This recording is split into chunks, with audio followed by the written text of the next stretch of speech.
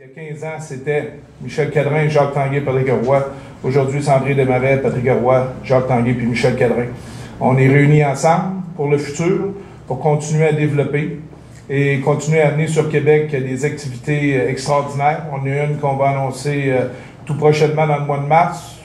Ça a déjà été discuté un peu. Championnat mondial volleyball de plage, mais on vous en donnerait les détails un petit peu plus tard. Et c'est ce genre d'activité qu'on veut continuer à amener, des activités de type international. André, par sa notoriété, amène quelque chose d'extraordinaire dans notre groupe que nous autres, on ne possède pas. Okay? Un rayonnement au niveau international, une notoriété à travers le monde également. Fait que lorsque maintenant on va vouloir approcher différents organismes pour les convaincre de venir s'amuser ici à Québec, je pense que c'est un atout extraordinaire dans notre groupe. André, je te remercie infiniment, comme je l'ai fait à l'époque avec Patrick, d'être venu te joindre avec nous. Puis aujourd'hui, on est heureux de t'accueillir dans la famille. Là, je vais passer la parole à André. Après ça, on va répondre aux périodes des questions. Hier, plusieurs personnes se sont interrogées sur les modalités de la transaction.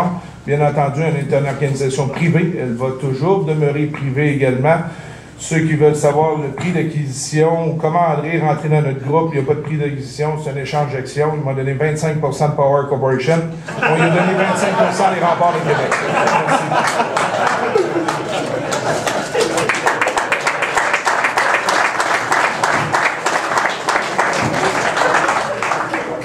Merci bien. Toujours heureux de voir un reverse takeover qui marche bien. D'ailleurs, c'est comme ça que mon père a construit Power Corp. Alors, Jacques, vous êtes dans une très bonne tradition. Je dois vous dire, premièrement, que M. Tanguay est beaucoup trop gentil avec ses paroles à notre égard et qu'effectivement, c'est un homme très séduisant. Je ne sais pas si vous avez vu ce film, La Grande Séduction, mais je me demande un peu si je ne suis pas le médecin.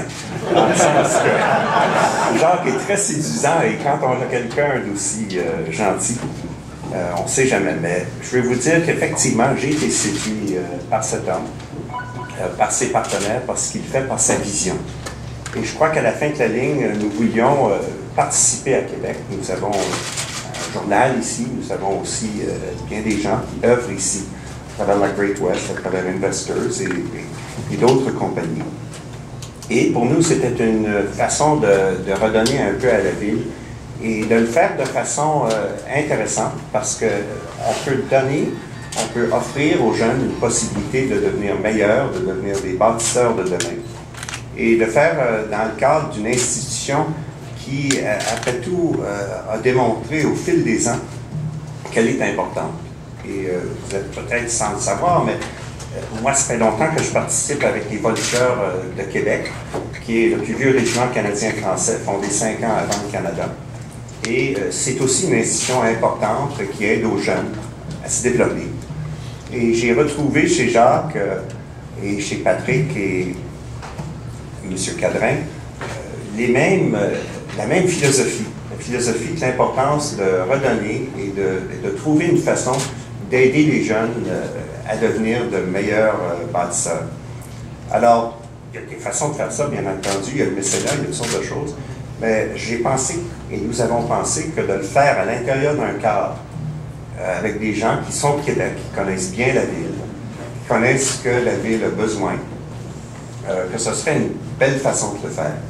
Et alors, nous avons décidé, durant cette partie de golf, d'ailleurs, je ne me rappelle plus qui a gagné, mais je peux vous dire que j'ai eu l'idée en étant dans le bois pendant que monsieur m'attendait sur le fairway. Ça vous donne une petite indication. Et c'est pour nous une grande fierté d'être associés à ce groupe parce qu'ils font énormément pour cette ville. Le Rouge et Or, ils font énormément d'associations importantes et nous espérons pouvoir en faire plus. Et je crois qu'en nous associant à M. Tanguay, à M. Roy, à M. Cadrin, qu'on aura la possibilité de faire plus pour Québec et avec Québec, avec les gens. En même temps, j'ai été touché par le fait que la plupart des gens qui viennent ici sont des familles. Et ce sont des familles de toutes sortes de milieux qui peuvent participer. Et pour nous, c'est important parce que il faut que tout le monde puisse profiter d'un cadre sportif, qu'ils puissent amener leurs enfants, parce que ce sont eux aussi les gens du futur pour le Québec et pour la ville de Québec. Et ça, c'est une chose, je pense, qui est très importante, le cadre familier qui existe chez les Remparts. Alors, nous sommes honorés d'avoir l'opportunité de ce partenariat. Et j'étais très heureux quand M. Tanguay m'avait répondu si rapidement oui. Parce que s'il m'avait dit non, franchement, je pense qu'on n'aurait pas eu une opportunité aussi belle de pouvoir participer dans votre ville et dans votre capitale nationale. Est-ce qu'une équipe de la Ligue nationale, ça fait partie de vos projets? Non. Pourquoi? Parce que c'est pas quelque chose que l'on aimerait nécessairement faire chez Power. C'est pas du tout le métier que nous poursuivons, que nous suivons. Le cadre de ce que nous faisons aujourd'hui est plutôt un cadre d'implication sociale. Et c'est une façon de s'impliquer socialement dans la Ville de Québec. Et c'est la raison pour laquelle on s'est associé. Je dois vous dire aussi que je suis un grand fan du Canadien. Je sais bien que tout le monde à Québec ne va pas nécessairement apprécier cela, mais la vérité, c'est la vérité. Mais ça, je préfère rester fan que d'être propriétaire. Cela dit, on ne sait jamais dans le futur, qu'est-ce que le futur peut apporter, mais pour maintenant, la réponse est définitivement non. L'arrivée d'André avec notre groupe et son implication avec nous autres ne changera absolument rien dans l'orientation qu'on s'est donnée au niveau du développement. On se développe à l'heure actuelle dans des activités sportives qui, dans tous les domaines qu'on peut toucher, qui peuvent nous intéresser, qui peuvent nous passionner. Si on a une activité sportive, c'est parce qu'on aime cette activité-là, c'est parce qu'on est passionné également, et tout le groupe, qu'on est passionné. Puis on pense que c'est des activités, lorsqu'on les organise, qui sont bons pour la population. Le côté radiophonique, je t'ai expliqué pourquoi on l'a fait tantôt. Si un jour on s'en va sur la bande AM, ça va être poursuivre exactement la même lancée qu'on a à l'heure actuelle. Fait que, il n'y en a pas été tellement question de notre part. On sait que présentement, il y en a à vendre sur Québec. J'ai eu des discussions, j'ai été approché.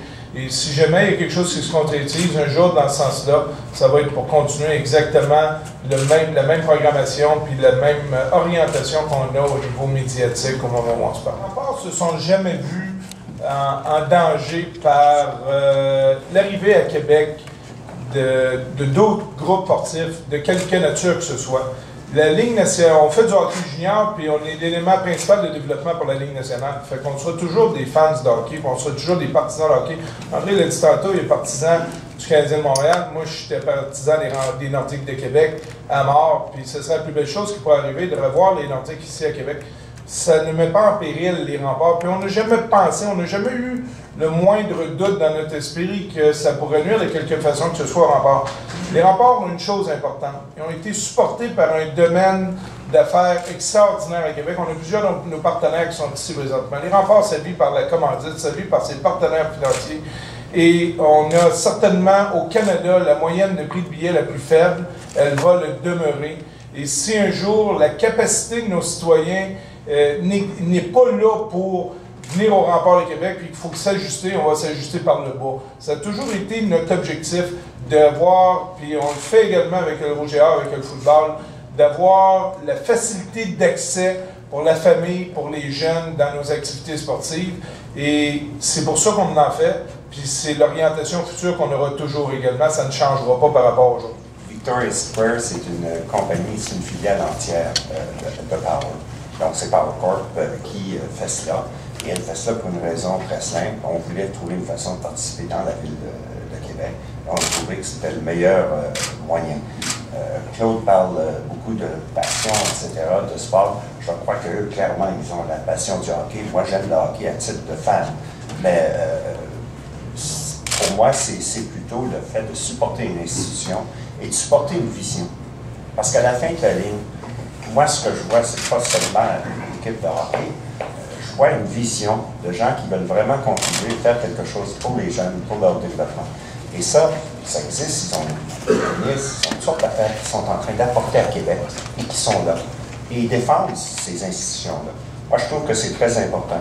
Mais comme la question de madame vient tout juste d'être posée, je peux vous répondre, moi, que nous, on n'a pas eu peur d'investir dans les remparts parce qu'il y aurait possiblement une autre équipe à Québec. Au contraire, s'il y a d'autres gens qui veulent s'impliquer, puis si c'est un bénéfice formidable pour la Ville, bien bravo, ça ne peut qu'être formidable pour la Ville.